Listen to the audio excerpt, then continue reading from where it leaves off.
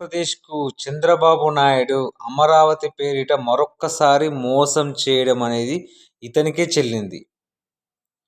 ఇప్పటికే మొదటి దశలో సుమారుగా 50,000 ఎకరాలను సేకరించి, ఇప్పుడు మళ్ళీ రెండో విడత భూసేకరణకు సిద్ధమయ్యారు.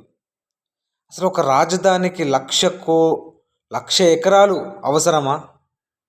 ఇప్పటికే సేకరించిన 50,000 ఎకరాలకి సగటున ఎకరానికి 2 కోట్లు ఖర్చు పెడితే తప్ప దానికి మౌలిక వసతులు ఏర్పాటు కావు.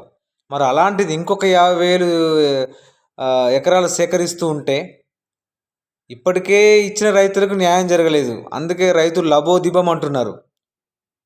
అప్పుడు 50,000 ఎకరాలు, ఇప్పుడు 50,000 ఎకరాలు. 1,00,000 ఎకరాలు సేకరిస్తే దానికి సుమారుగా సగటున ఎకరానికి 2 కోట్లు వేసుకున్నా కూడా 2,00,000 కోట్లు కేవలం మౌలిక వసతులకే సరిపోతుంది.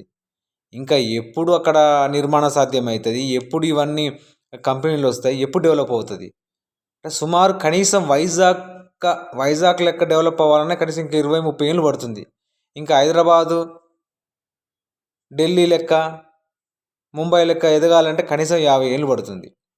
అంటే చంద్రబాబు నాయుడు కేవలం తన బినామీల కోసం, తన వర్గం కోసం తప్పిస్తే అమరావతి అనేది సామాన్య ప్రజలకు ఏమాత్రం కూడా అంత అనువైన ప్రదేశం కాదు. ఆల్రెడీ అది 3 పంటలు పండే భూమి, అక్కడ నీరు నిలిచే ప్రాంతం అని చెప్పి, అది రాజధానికి అనుకూలం కాదని చెప్పి శివరామకృష్ణ కమిటీ, శ్రీకృష్ణ కమిటీ, ఎన్నో కమిటీలు చెప్పినా కూడా వినకుండా మళ్ళీ అమరావతి అని చెప్పి ప్రజలను మోసం చేస్తున్నాడు. సో ఆంధ్రప్రదేశ్ ప్రజలారా, ఇప్పటికైనా గుర్తించండి, అమరావతి అనేది రాజధానికి అనుకూలమైన ప్రదేశం కాదు. మీరు ఇప్పటికైనా రియలైజ్ అవ్వకుంటే రాష్ట్ర సంపద అంతా ఇలా బూడిదలో పోసిన పన్నీరు తప్పిస్తే ప్రజలకు ఇది ఏమాత్రం కూడా ఉపయోగకరం కాదు. ఆలోచించండి.